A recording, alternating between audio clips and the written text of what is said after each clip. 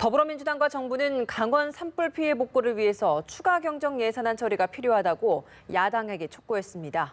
하지만 패스트트랙 후폭풍이 전국을 덮치면서 추경안이 표류할 가능성이 커지고 있습니다. 국회 연결하겠습니다. 최덕지 기자.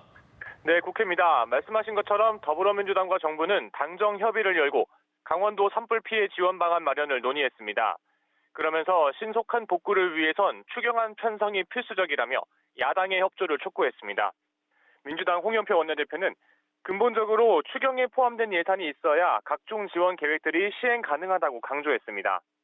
당정은 이번 산불 피해 복구 지원을 위해 우선 지원비 1,853억 원을 투입하고 국민성금으로 모인 470억 원도 사용하기로 했습니다. 하지만 지난달까지 이어진 여야 간 패스트트랙 공방의 여진이 남아있어 추경안 처리는 불투명하다는 분석이 나옵니다. 민주당 등 여야 4당의 패스트트랙 강행에 한국당이 강력한 대여 투쟁을 예고하고 있는데요. 이런 가운데 한국당을 제외한 여야 4당 원내대표가 회동을 가졌습니다. 4당 원내대표는 최근 국회의 불미스러운 모습에 대해서 국민께 죄송하다면서도 한국당을 향해 추경안과 민생 법안을 심의하기 위해 대화하자고 촉구했습니다.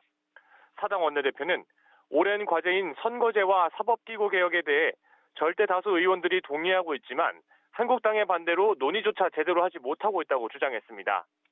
이어 각종 노동 관련 법안과 민생 관련 법의 심의도 시급하다며 당장 오늘 오후에라도 5당 원내대표가 만나 대화하고 토론하자고 밝혔습니다.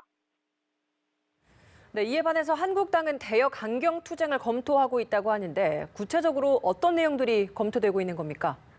네, 우선 국회 밖으로 나가서 당외 투쟁을 벌이는 방안이 검토되고 있는 것으로 전해집니다. 이럴 경우 국회가 그대로 멈춰서는 파행 국면이 당분간 지속될 것이라는 우려가 제기됩니다.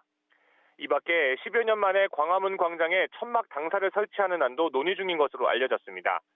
한국당 황교안 대표는 국민의 분노를 담은 집회와 범국민 서명 등 국민과 함께 싸우는 국민 중심 투쟁 방안을 모색하겠다고 밝혔습니다.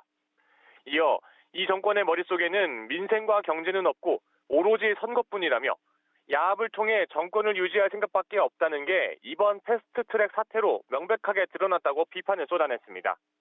한편 오후 2시에는 패스트트랙 법안 처리와 관련한 당 차원의 대응 방안 발표가 예정돼 있는데요. 이 자리에서 구체적인 대여 투쟁 방법에 대한 발표가 있을 수 있다는 전망이 나옵니다. 다만 한국당 해산 청원이 150만 명에 육박하는 상황에서 투쟁 기간이 길어지면 역풍을 맞을 수 있다는 우려도 있어 장기 전략 수립을 위한 당 차원의 고민이 깊어질 것으로 예상됩니다. 네, 바른미래당 손학규 대표가 지명직 최고위원 2명을 임명하면서 당 내홍이 깊어지는 모습인데요. 이 내용도 전해주시죠.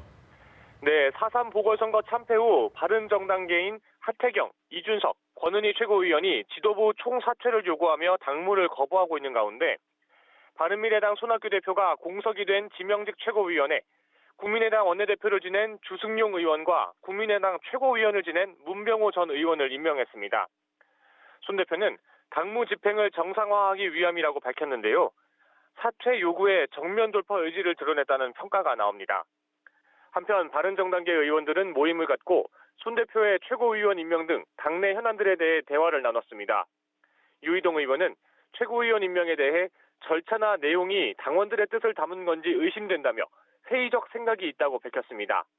오신환 의원도 국민의당과 바른정당이 합당할 당시 반대한 사람들이 당권을 쥐고 잘못된 방향으로 이끌고 가고 있다며 창당 정신의 현격한 훼손이라고 주장했습니다. 지금까지 국회에서 전해드렸습니다.